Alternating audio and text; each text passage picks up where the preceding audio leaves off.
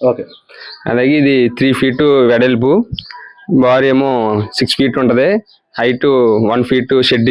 ఈ షెడ్ కూడా మనం పీవీసీ షీట్ తోటే చెక్కడం జరిగింది.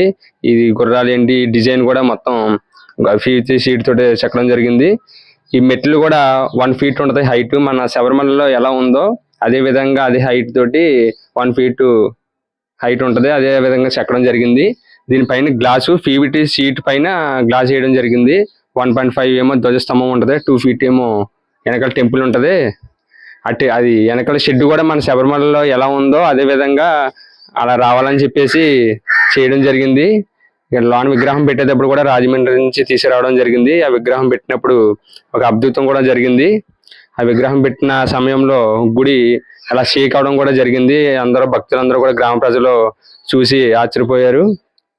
అదేవిధంగా ఇక్కడ మామూలుగా మన స్వాములు